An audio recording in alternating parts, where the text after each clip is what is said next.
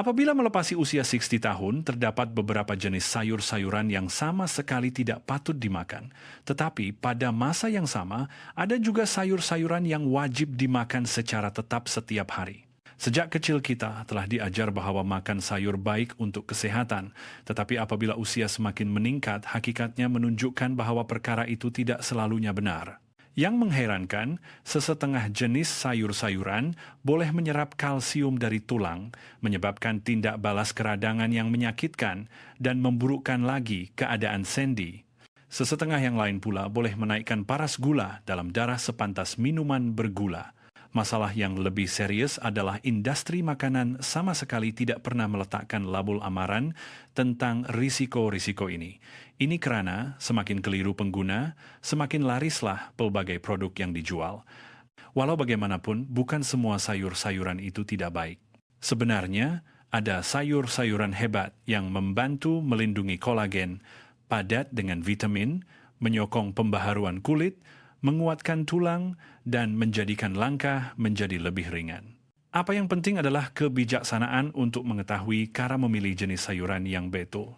Dalam video ini, kami akan memperkenalkan mengikut urutan 4 jenis sayur yang sama sekali tidak patut dimakan dan 4 jenis sayur yang wajib dimakan setiap hari. Sila tonton video ini sehingga habis. Sebabnya, ialah jenis sayur yang diperkenalkan di kedudukan kedua terburuk sangat populer dalam kebanyakan isi rumah di Malaysia dan kemungkinan besar Anda telah memakannya dalam minggu ini. Anda mungkin sedang memudaratkan badan Anda tanpa menyadari kesannya. Sebaliknya, jenis sayur yang wajib dimakan di kedudukan nomor 1 telah terbukti membantu menjana semula kolagen lebih pantas daripada sesetengah suplemen. Tetapi hakikatnya ramai warga emas sering mengabaikan sayur ini ketika di pasar. Sebelum kita bermula, beritahu kami di ruangan komen, apakah jenis sayur yang sering Anda makan? Pernahkah Anda merasa sakit sendi, kembung perut, atau letih selepas memakan sejenis sayur tertentu?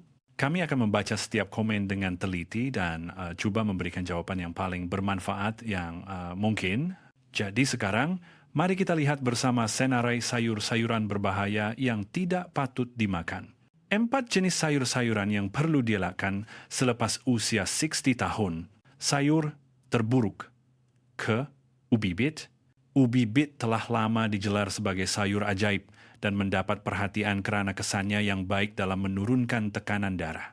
Hakikatnya, kandungan nitrat yang banyak dalam ubi bit apabila masuk ke dalam badan akan bertukar menjadi nitrik oksida yang berfungsi melebarkan saluran darah dan perkara ini telah diakui secara saintifik. Namun bagi warga emas, terdapat satu risiko lain yang kurang diketahui. Ia disebabkan oleh satu komponen yang dipanggil asid oksalik. Ubi bit tergolong dalam kumpulan sayur-sayuran dengan kandungan asid oksalik yang sangat tinggi. Asid oksalik ini, apabila masuk ke dalam badan, akan bergabung kuat dengan kalsium untuk menghasilkan kristal kalsium oksalat yang merupakan punca kepada batu karang jenis keras dan tajam yang boleh menyebabkan kesakitan yang amat sangat. Hakikatnya, sekawan ubi bit yang dimasak mengandungi lebih daripada 150 mg asid oksalik.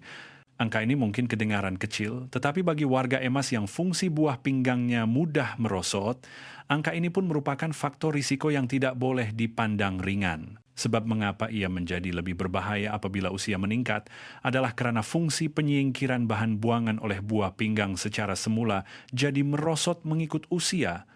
Semasa muda, bahan-bahan ini mudah disingkirkan dari badan.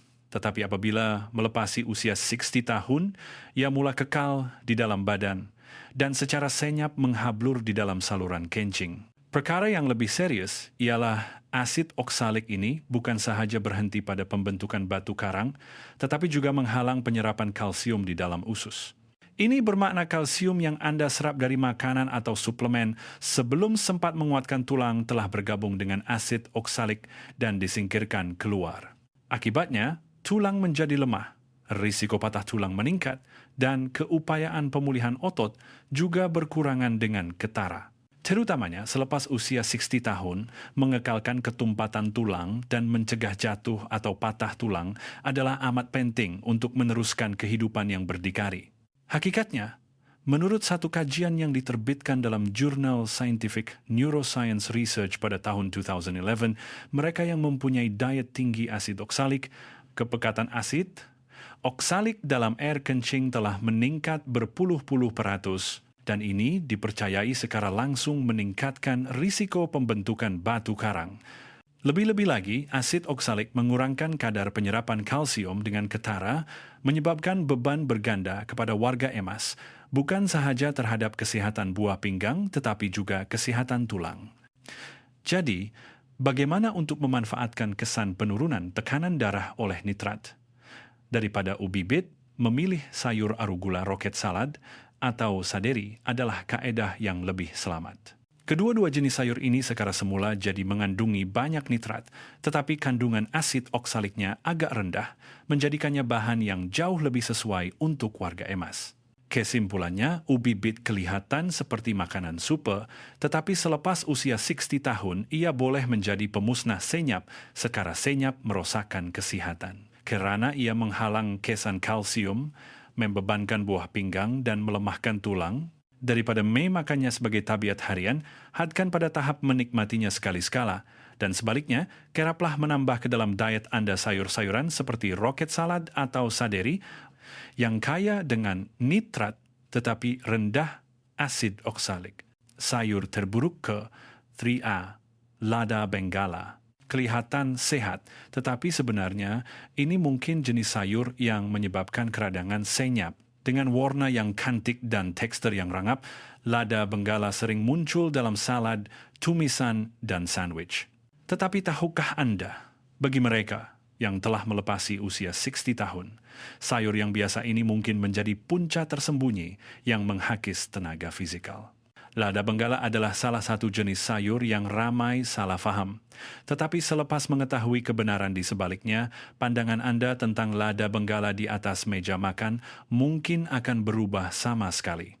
Masalahnya terletak pada fakta bahwa lada benggala tergolong dalam keluarga nightshade bersama dengan tomato dan terung.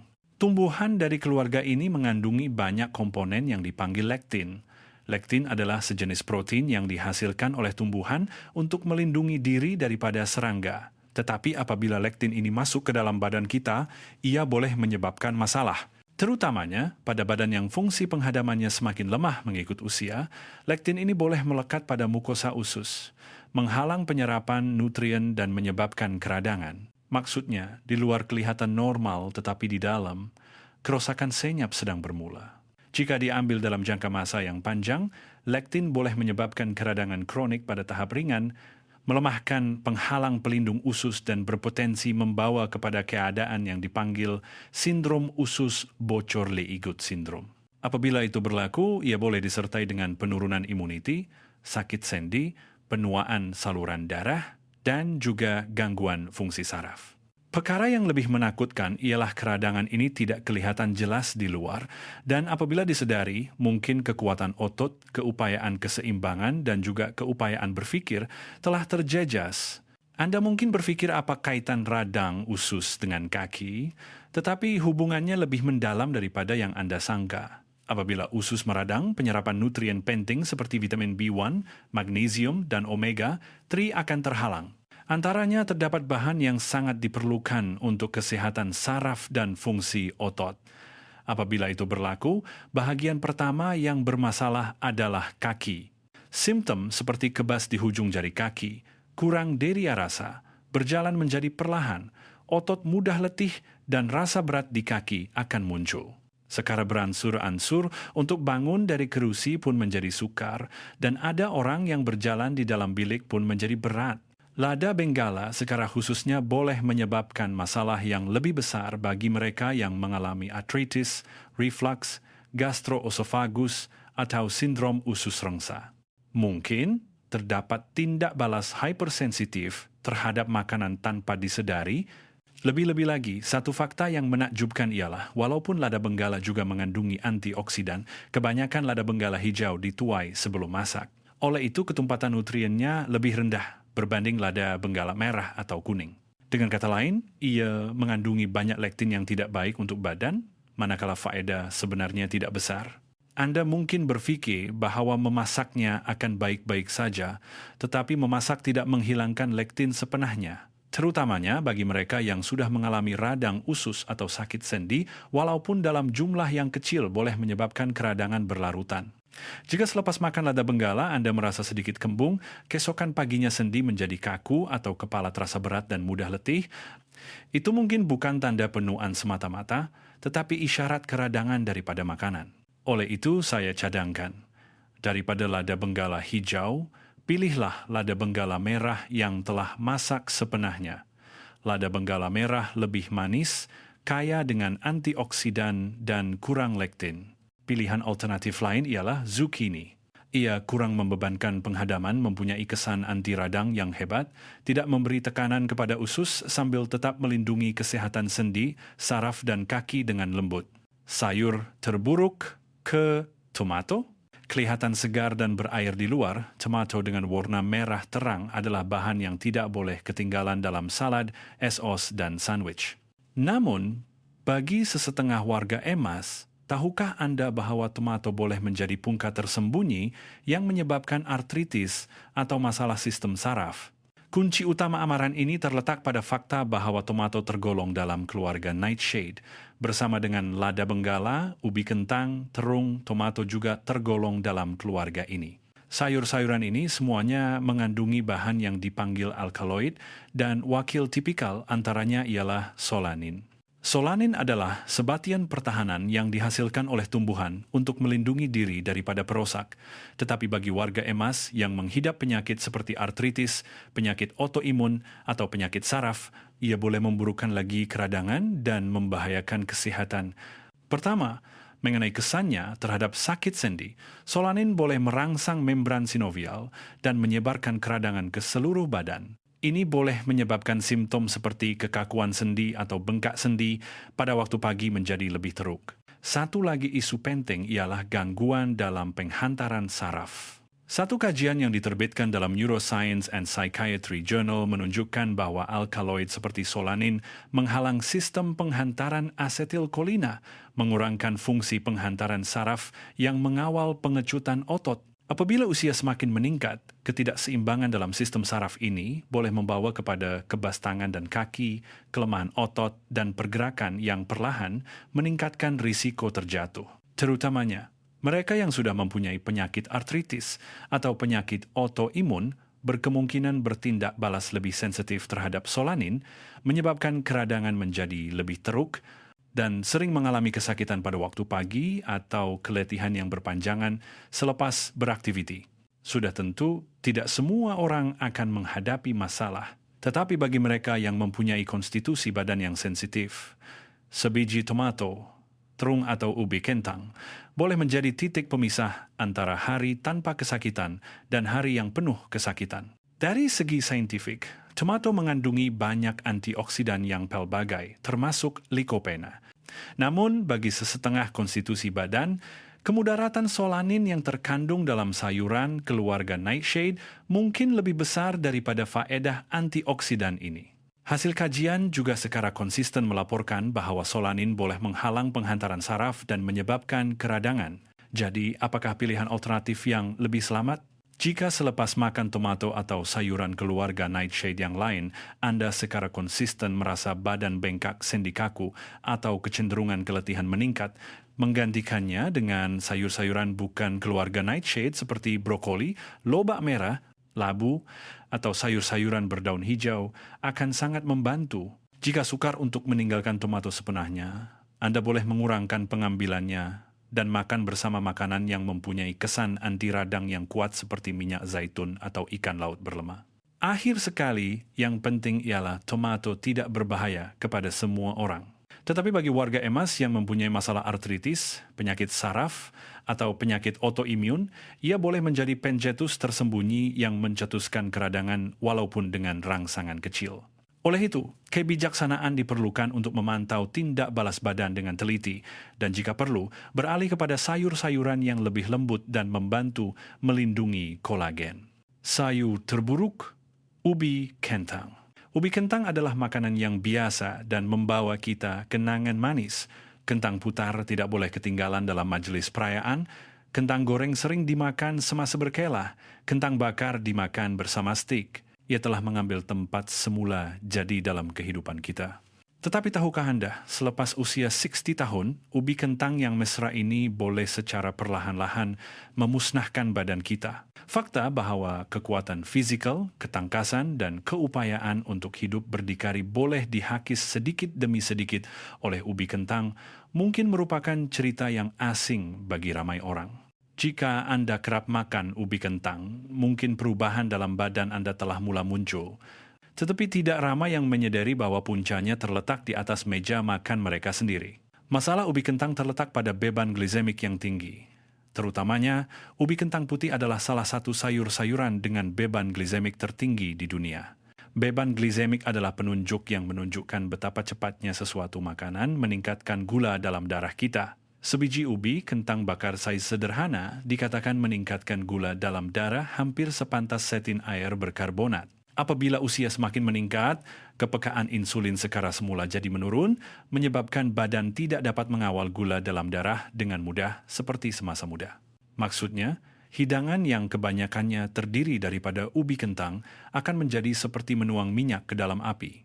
Apabila keadaan lonjakan gula dalam darah yang mendadak ini berulang, badan kita terpaksa terus merembeskan insulin secara berlebihan. Jika keadaan ini berlarutan selama berpuluh-puluh tahun, akhirnya badan akan keletihan dan paras gula dalam darah akan meningkat dari gangguan glukosa puasa hingga ke tahap diabetes.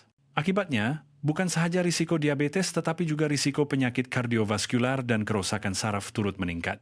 Satu kajian berskala besar oleh University Harvard yang menjejaki lebih 200,000 orang dewasa selama 20 tahun menunjukkan bahwa mereka yang makan ubi kentang setiap hari mempunyai risiko menghidap diabetes yang jauh lebih tinggi. Terutamanya jika kerap makan kentang goreng, risiko itu meningkat dengan lebih mendadak lagi. Ubi kentang mempunyai satu lagi masalah. Kerana tergolong dalam keluarga nightshade, ia mengandungi alkaloid seperti solanin dan terutamanya bagi warga emas yang mempunyai tindak balas imun yang sensitif, komponen ini boleh memburukkan lagi keradangan dan menyebabkan sakit sendi. Data saintifik menunjukkan bahwa indeks peningkatan gula dalam darah bagi sebiji ubi kentang saiz sederhana adalah 30 sentu, sangat tinggi, dan kelajuan peningkatan gula dalam darah sebenarnya hampir setara dengan air berkarbonat. Data dari Harvard juga telah mengesahkan dengan jelas bahwa risiko diabetes pada mereka yang makan ubi kentang setiap hari adalah sangat tinggi. Namun, ini tidak bermakna Anda perlu meninggalkan ubi kentang sepenuhnya. Daripada menjadikannya hidangan utama, Anda boleh beralih kepada makan kubis bunga atau parsnip bakar dengan minyak zaitun. Jika makan ubi kentang, merebus atau mengukus akan kurang membebankan gula dalam darah berbanding menggoreng, dan yang penting adalah memakannya bersama sayur-sayuran, kaya serat atau protein, untuk membantu melambatkan penyerapan gula. Ubi kentang sememangnya makanan yang dikaitkan dengan kenangan manis, tetapi selepas usia 60 tahun, ia boleh menjadi faktor risiko yang melonjakkan gula dalam darah dan menggalakkan diabetes serta keradangan. Mengurangkan ubi kentang di atas meja makan harian dan sebaliknya lebih mendekati sayur-sayuran yang membantu melindungi terpenoid dan kolagen adalah satu kebijaksanaan untuk kesehatan jangka panjang. 4 jenis sayur yang perlu dimakan untuk melindungi kolagen. Sehingga kini, kita telah belajar tentang 4 jenis sayur yang secara senyap merosakkan badan selepas usia 60 tahun. Ubi bit membebankan buah pinggang, lada benggala menyebabkan keradangan kronik, tomato merangsang sendi, dan ubi kentang melonjakkan gula dalam darah. Tetapi jangan risau. Bukan semua sayur-sayuran itu buruk. Sebaliknya, ada sayur-sayuran yang menjadi sekutu kuat yang melindungi kesehatan. Sayur-sayuran yang betul bukan sekedar hidangan sampingan, ia mempunyai kuasa untuk melindungi kolagen, menguatkan sendi, menyokong tulang, dan juga menjadikan langkah lebih ringan. Kajian telah menunjukkan satu fakta yang menakjubkan. Sesetengah sayur-sayuran boleh merengkat enzim yang mengurai kolagen, melambatkan proses pemusnahan rawan, dan juga membantu memulihkan tisu penghubung lebih cepat daripada sesetengah makanan tambahan. Yang penting adalah membezakan dengan bijak jenis sayur yang perlu dielakkan dan jenis sayur yang perlu diletakkan di atas meja makan setiap hari. Sayur pelindung kolagen ke-4 brokoli. Antara sayur-sayuran yang diperlukan selepas usia 60 tahun untuk melindungi kolagen, tempat keempat ialah brokoli. Walaupun telah lama disisihkan di sudut meja makan dan menjadi salah satu sayur yang dibenci oleh kanak-kanak, hakikatnya sangat berbeza. Terutamanya bagi mereka yang telah memasuki usia tua. Brokoli ibarat pelindung untuk kolagen, memberi kesan meluas kepada kesehatan kulit, sendi, tulang, saluran darah, dan juga otak. Jika ada pepatah makanan adalah obat, maka wakil yang paling tipikal pastinya brokoli. Mari kita ketahui mengapa. Brokoli sangat kaya dengan vitamin C, komponen teras untuk penghasilan kolagen. Kolagen adalah sejenis protein yang berfungsi seperti pelekat, menyatukan bahagian-bahagian badan. Ia memberikan keanjalan kepada kulit, menyediakan kusyen untuk sendi, menguatkan tulang dan menjaga kelembutan otot. Tetapi untuk badan menghasilkan kolagen sendiri, vitamin C adalah satu kemestian. Hanya sekawan brokoli yang telah dimasak boleh memenuhi sebahagian besar keperluan vitamin C harian yang disyorkan. Jika kekurangan vitamin ini, proses penghasilan kolagen akan perlahan, kulit menjadi lebih nipis, sendi menjadi kaku, dan kelajuan penyembuhan luka atau pemulihan otot juga menjadi perlahan. Terutamanya, selepas usia 60 tahun, tahap vitamin C dalam badan secara semula jadi menurun, menjadikan fenomena kekurangan kolagen lebih mudah berlaku. Oleh itu, penambahan bahan ini melalui brokoli adalah kunci untuk memastikan enjin penghasilan kolagen terus berfungsi. Satu lagi perkara yang menarik perhatian ialah vitamin K. Apabila bercakap tentang kesehatan tulang, orang sering hanya memikirkan kalsium, tetapi untuk kalsium melekat kuat pada tulang, vitamin K adalah satu kemestian. Brokoli adalah sayur yang kaya dengan vitamin K, yang membantu mengaktifkan protein yang mengikat kalsium pada tulang. Dengan itu, ia membantu mengurangkan risiko osteoporosis atau patah tulang. Dengan kata lain, vitamin C melindungi kolagen dan vitamin K mengekalkan ketumpatan tulang, membentuk penghalang pertahanan berganda, dan brokoli adalah sayur yang kuat yang membekalkan kedua-duanya sekaligus. Dan senjata yang paling menakjubkan ialah sulforafane. Ini adalah sebatian tumbuhan yang mengandungi sulfur yang terhasil apabila brokoli dicincang atau dikukus ringan dan merupakan komponen yang mendapat perhatian dalam kajian penuaan. Menurut satu kajian yang diterbitkan dalam sebuah jurnal akademik antarabangsa, sulforafane mempunyai kesan merencat aktiviti enzim yang merosakkan rawan sendi. Dengan kata lain, ia bukan sahaja membantu menghasilkan kolagen baru, tetapi juga menghalang kolagen sedia ada daripada musnah akibat keradangan. Dengan itu, bengkak sendi berkurangan, kelajuan haus rawan menjadi perlahan, membantu mengekalkan keupayaan bergerak lebih lama.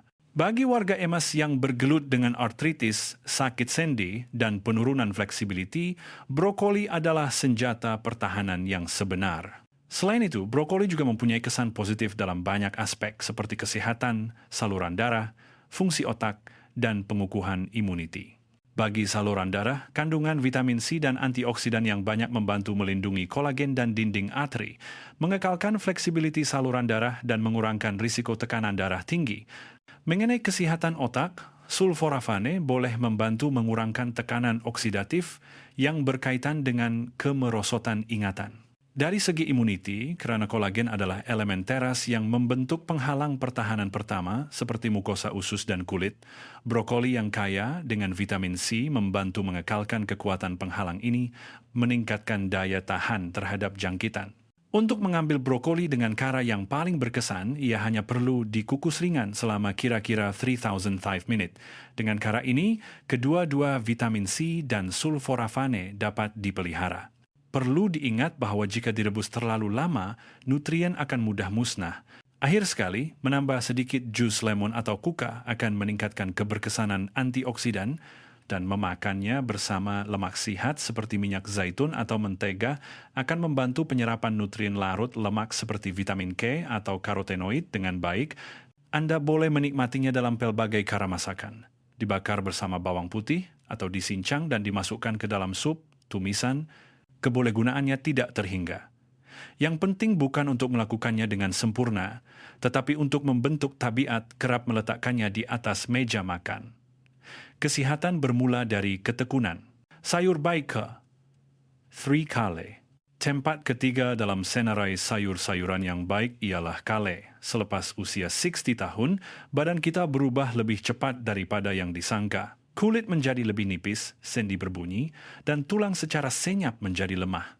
Tetapi ada sejenis sayur yang membantu melindungi badan dari dalam. Walaupun telah lama dianggap sebagai hiasan di atas pinggan makanan, sayur berdaun ini, yaitu kale, sebenarnya adalah sejenis sayur yang seperti perisai paling kukuh untuk usia tua. Terutamanya, ia mempunyai peranan yang cemerlang dalam melindungi kolagen, menguatkan tulang, dan melindungi badan daripada keradangan kronik. Selepas usia 60 tahun, kadar penurunan kolagen menjadi lebih cepat, dan ketumpatan tulang juga menurun dengan ketara. Pada masa inilah, kale berfungsi seperti perisai dua lapisan. Satu adalah kolagen, dua adalah tulang. Pertama, kale adalah sayur yang kaya dengan vitamin C. Komponen ini adalah elemen penting untuk menghasilkan kolagen. Hanya sekawan kale segar sudah boleh memenuhi 90% daripada keperluan harian yang disiorkan, satu angka yang tidak kalah dengan oren. Lebih-lebih lagi, kale juga mengandungi pelbagai nutrien yang membantu melindungi kesehatan seluruh badan melangkaui sistem imun. Jika kekurangan vitamin C, badan kita tidak dapat membentuk struktur heliks ganda 3 kolagen dengan betul, menyebabkan kulit, rawan, dan sendi menjadi lemah dengan cepat. Oleh itu, kale adalah sayur yang membekalkan bahan mentah secara langsung untuk membina semula badan. Satu lagi senjata yang kuat ialah vitamin K. Sekawan kale boleh membekalkan lebih daripada 600% keperluan harian, satu kandungan yang sangat tinggi. Vitamin K membantu mengaktifkan protein yang membantu kalsium melekat dengan kukuh pada tulang. Tanpa kesan ini, kalsium tidak digunakan dengan betul dan malah berisiko terkumpul di dinding saluran darah. Oleh itu, pada usia tua, peranan vitamin K dalam melindungi tulang adalah sangat besar. Pengambilan vitamin K secara tetap boleh membantu mengekalkan ketumpatan tulang, mengurangkan risiko osteoporosis atau patah tulang, dan dengan itu dapat mengekalkan kehidupan berdikari lebih lama.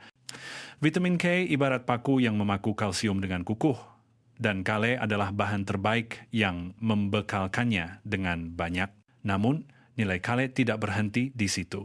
Ia juga mengandungi banyak antioksidan yang membantu melindungi badan daripada tekanan oksidatif dan keradangan kronik, perkara yang secara senyap menghakis kolagen, beta-karotena, prekursor vitamin A, membantu melindungi kulit dan tisu penghubung, manakala lutein dan zeaxanthin melindungi mata dan kulit daripada sinaran ultraungu dan menghalang pengoksidaan di kawasan yang banyak kolagen. Berkat kesan ini, proses penuaan gentian kolagen menjadi perlahan, kulit mengekalkan keanjalannya, sendi kurang sakit dan saluran darah mengekalkan fleksibilitinya. Keberkesanan ini telah dibuktikan melalui kajian sebenar. Satu kajian yang diterbitkan dalam sebuah jurnal pemakanan khusus telah mengumumkan hasil yang menunjukkan bahwa warga emas yang kerap makan sayur-sayuran berdaun seperti kale mempunyai keupayaan yang lebih tinggi untuk mengekalkan kelembapan kulit dan kadar penguraian kolagen juga lebih perlahan. Selain itu, satu kajian lain juga menunjukkan bahwa kumpulan yang kerap makan sayur-sayuran kaya vitamin K mempunyai risiko patah tulang pinggul yang jauh lebih rendah. Ini bukan tren sementara, tetapi satu kebenaran yang telah dibuktikan secara saintifik berulang kali. Kale bukan sekadar sayur yang sihat, tetapi merupakan rakan kongsi yang boleh dipercayai yang melindungi kesehatan jangka panjang untuk tulang, sendi, dan kulit. Lebih-lebih lagi, kekuatan sebenar kale tidak hanya terhenti pada penghasilan kolagen. Kesan perengkatan keradangannya juga sangat hebat. Komponen dalam kale membantu menenangkan tindak balas keradangan yang menyebabkan artritis atau mempercepatkan proses penuaan, dan vitamin K bersama antioksidan membantu melindungi saluran darah, mencegah aterosklerosis, dan memperbaiki peredaran darah. Terutamanya, lutein dan zeaxanthin juga membantu melambatkan proses degenerasi makula, punca utama kebutaan pada warga emas.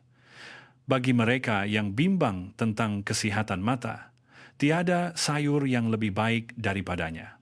Kale adalah pelindung kesehatan yang kukuh, melindungi bahagian dalam dan luar badan. Sayur baik ke bendi okra. Tempat kedua ialah bendi. Walaupun tidak menonjol seperti kale atau brokoli, tetapi di sebalik teksturnya yang unik tersembunyi satu kekuatan yang sangat bermanfaat untuk warga emas. Terutamanya untuk melindungi kolagen, merengkat keradangan, dan mengekalkan flexibility sendi walaupun selepas usia 60-an, ini adalah sayur yang penting untuk berada di atas meja makan. Sebenarnya, bendi bukan sahaja membekalkan bahan mentah untuk kolagen, tetapi juga mengandungi komponen yang menghalang aktiviti enzim yang mengurai kolagen, menjadikannya salah satu daripada segelintir makanan yang mempunyai kelebihan ini. Lendir khas yang dirasai semasa memasak bukanlah satu kelemahan, tetapi berkat komponen semula jadi yang dipanggil musin. Bahan musin ini secara lembut menyaluti mukosa perut dan menggalakkan penyerapan nutrien di dalam usus. Apabila usia semakin meningkat, fungsi usus secara langsung berkaitan dengan penyerapan vitamin C atau asid amino yang diperlukan untuk menghasilkan kolagen. Oleh itu, peranan musin menjadi lebih penting. Lebih-lebih lagi, musin membantu tisu penghubung menahan air, membekalkan pelinciran semula jadi untuk sendi dan rawan. Jika sendi dibekalkan dengan air yang mencukupi, kehilangan kolagen akibat geseran atau kecederaan kecil dapat dikurangkan. Bendi adalah bahan yang berperanan sebagai pelincir semula jadi, menjadikan aktiviti harian lebih ringan dan fleksibel. Vitamin C juga merupakan penyokong penting untuk proses sintesis kolagen.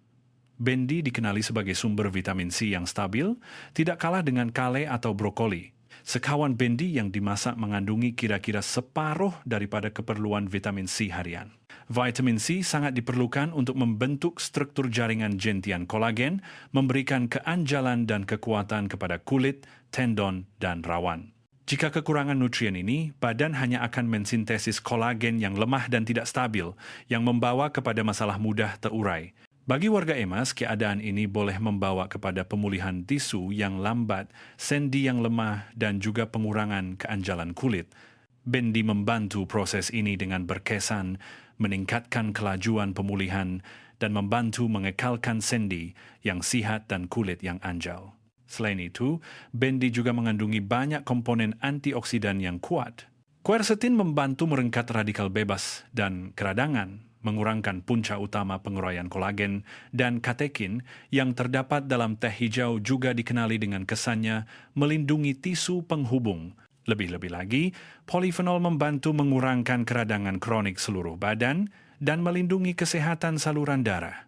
Komponen-komponen ini bekerja sama menyumbang kepada pengurangan kerosakan berterusan kolagen akibat penuaan, kekurangan peredaran darah, dan faktor persekitaran. Keberkesanannya juga telah dibuktikan secara saintifik. Satu kajian yang diterbitkan dalam sebuah jurnal akademik berkaitan kimia, makanan, menunjukkan bahwa ekstrak bendi telah mengurangkan penanda keradangan dengan ketara dan mempunyai kesan positif terhadap pengekalan struktur tisu, penghubung. Dalam eksperimen ke atas hewan, juga telah dilaporkan hasil yang menunjukkan komponen antioksidan dalam bendi berkesan dalam merencat aktiviti enzim pengurai kolagen dan melambatkan proses degenerasi rawan dan kulit. Lebih-lebih lagi, kandungan musin yang banyak dalam bendi juga berkaitan dengan peningkatan keupayaan mengawal gula dalam darah. Apabila gula dalam darah terlalu tinggi, tindak balas glikasi yang merosakkan kolagen akan digalakkan. Oleh itu, kesan mencegahnya adalah fungsi perlindungan yang sangat penting bagi warga emas. Kekuatan bendi tidak hanya terhenti pada kolagen. Dari segi kesehatan tulang, vitamin K membantu menguatkan tisu tulang, mengurangkan risiko osteoporosis, dan serat membantu mengurangkan tahap kolesterol LDL, menyumbang kepada peningkatan peredaran darah, dan hasilnya dapat mengangkut nutrien ke tisu kaya kolagen dengan lebih berkesan. Lebih-lebih lagi, kesan menenangkan bendi membantu mengurangkan tekanan pada sendi, menjadikan pergerakan lebih fleksibel. Kelihatan biasa di luar, tetapi bendi adalah salah satu pelindung kolagen yang paling kurang dihargai bagi warga emas. Musin membekalkan pelinciran lembab untuk sendi dan tisu penghubung. Vitamin C menyokong sintesis kolagen dan komponen antioksidan menghalang pemusnahan kolagen oleh keradangan dan enzim. Apabila mempertimbangkan penstabilan gula dalam darah, pengukuhan tulang, dan kesehatan saluran darah, bendi adalah sayur penting untuk mengekalkan badan yang boleh bergerak dan kehidupan yang berdikari. Jika selama ini Anda telah mengabaikan bendi, kini adalah masanya untuk melihatnya semula. Kedua-dua sendi, kulit dan kolagen Anda akan bersedia menikmati manfaatnya. Sayur terbaik, lobak merah. Dan sayur yang membantu kolagen di tempat nomor 1, bahan yang ingin saya perkenalkan pertama sekali di antara sayur-sayuran pelindung kolagen adalah sejenis yang semua orang terlalu biasa sehingga mungkin memandang rendah, yaitu lobak merah. Harganya berpacutan, mudah didapati di mana-mana pasar, mungkin tidak terasa istimewa, tetapi bagi mereka yang telah melepasi usia 60-an, tidak keterlaluan untuk mengatakan bahwa ini adalah sayur pelindung kolagen yang paling kuat. Ia mengandungi banyak beta-karotena, bahan yang memberikan warna terang, bersama dengan vitamin E dan vitamin C, serta pelbagai komponen antioksidan, membekalkan nutrien yang diperlukan oleh badan dengan secukupnya. Kelihatan seperti sayur biasa di luar, tetapi sebenarnya ia adalah bahan yang secara senyap-senyap menggunakan kekuatannya untuk melindungi kolagen dan tisu penghubung di tempat yang tidak kelihatan. Inti sebenar lobak merah datang dari beta-karotena. Komponen ini apabila masuk ke dalam badan akan bertukar menjadi vitamin A yang sangat diperlukan untuk mengekalkan dan memulihkan lapisan pelindung yang menyaluti kulit dan tisu nipis di sekeliling sendi.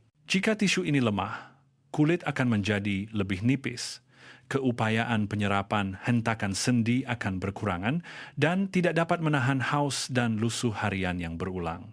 Lobak merah membekalkan beta-karotena dalam kepekatan tinggi, menampung keupayaan pemulihan semula jadi yang semakin berkurangan dengan usia. Lobak merah bukan sahaja membekalkan vitamin A, tetapi juga membekalkan vitamin C, satu elemen penting untuk menghasilkan kolagen baru. Vitamin C berperanan membantu enzim yang diperlukan untuk menjadikan struktur gentian kolagen kukuh. Dan jika kekurangan nutrien ini, walaupun kolagen yang dihasilkan di dalam badan akan menjadi lemah dan mudah runtuh. Lobak merah membekalkan kedua-dua beta-karotena dan vitamin C secara stabil, menyokong kedua-dua proses penghasilan dan pengekalan kolagen secara serentak. Tambahan pula, beta-karotena, lutein, dan pelbagai komponen antioksidan membantu melindungi kolagen daripada radikal bebas, mengurangkan tekanan oksidatif pada kulit dan sendi. Berkat kekuatan ini, tanda-tanda penuaan seperti kedutan atau kulit kendur dapat diperlahankan dan kekakuan sendi juga dapat dikurangkan. Dalam kajian sebenar yang telah dilaporkan, juga telah disahkan hasil bahwa warga emas yang mempunyai pengambilan karotenoid yang tinggi, proses penuaan kulit mereka lebih perlahan, struktur kolagen dikekalkan dengan baik, dan mereka mempunyai daya tahan yang lebih kuat terhadap sinaran ultraungu atau kerusakan persekitaran. Juga telah dilaporkan bahwa komponen lobak merah mempunyai kesan positif terhadap pengurangan tekanan oksidatif dalam tisu penghubung dan melindungi fleksibilitas sendi. Oleh itu, sejenis sayur yang membantu pemulihan dengan vitamin A sambil melengkapkan sintesis dengan vitamin C dan pada masa yang sama mempunyai kesan antioksidan bukanlah sesuatu yang biasa. Lobak merah melangkaui perlindungan sendi dan kulit menggunakan pelbagai kekuatan untuk melawan penuaan. Ia membantu melindungi penglihatan, beta-karotena yang ditukar menjadi vitamin E, membantu melindungi mata daripada rabun malam atau degenerasi makula berkaitan usia. Komponen antioksidan membantu mengurangkan tekanan oksidatif di dalam otak, membantu melambatkan kemerosotan ingatan, dan melindungi tisu di sekeliling saluran darah, menyumbang kepada perlindungan kesehatan kardiovaskular. Cara Anda makan lobak merah juga mempengaruhi kekuatan yang Anda perolehi. Jika dimakan mentah, Anda boleh menyerap sepenuhnya vitamin C yang secara langsung membantu proses sintesis kolagen. Jika dikukus ringan atau ditumis, kadar penyerapan beta-karotena akan lebih tinggi, menjadikan proses penukaran kepada vitamin A lebih berkesan. Jika dimakan bersama lemak sihat seperti minyak zaitun atau minyak perila, keupayaan penyerapan nutrien larut lemak akan dimaksimumkan. Dengan menggabungkan kedua-dua kaedah pemprosesan mentah dan masak, Anda boleh menyerap vitamin C dan karotenoid dengan cara yang paling seimbang. Bahan-bahan yang benar-benar mempunyai kekuatan tidak semestinya makanan super yang istimewa dan mahal. Selalunya sayur-sayuran yang sentiasa berada di sisi kita mengandungi keupayaan yang menakjubkan. Lobak merah boleh dikatakan sayur yang membuktikan kebenaran itu dengan paling jelas. Kesimpulan. Apabila melepasi usia 60 tahun, hakikat bahwa tidak semua sayur-sayuran adalah rakan badan kita menjadi semakin jelas.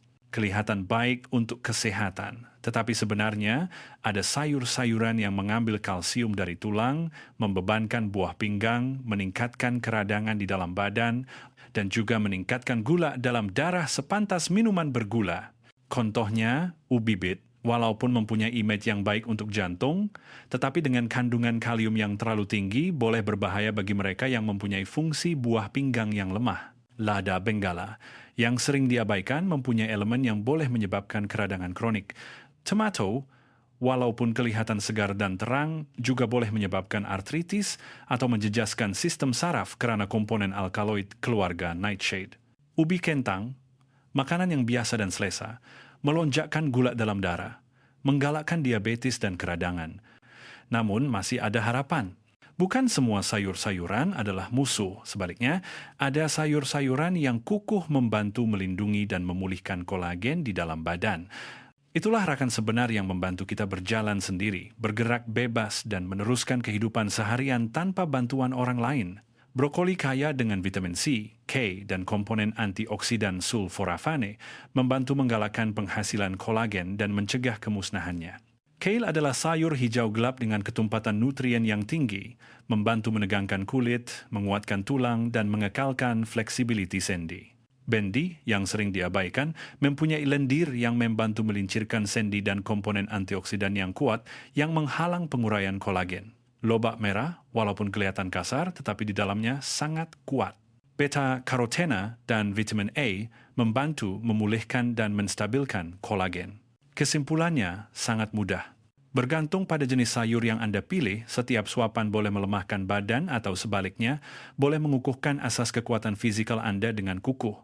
Di sini, saya ingin bertanya kepada Anda, antara sayur-sayuran yang perlu diberi perhatian yang kami perkenalkan dalam video hari ini, adakah jenis yang Anda kerap makan?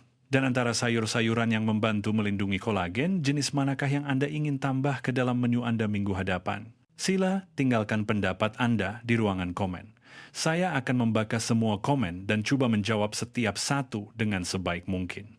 Jika kandungan video hari ini telah memberi Anda kesadaran baru, sila kongsikannya dengan keluarga dan rakan-rakan. Karena selepas usia 60 tahun, makanan bukan sekadar sumber tenaga untuk mengenyangkan perut, tetapi juga asas kehidupan, mengekalkan kekuatan, keupayaan bergerak, dan kehidupan berdikari badan. Pada masa hadapan, saluran kesehatan warga emas akan terus membawakan maklumat kesehatan untuk warga emas berdasarkan bukti saintifik dengan penuh dedikasi. Jika video hari ini bermanfaat, sila tekan suka dan langgan serta ikon loseng pemberitahuan.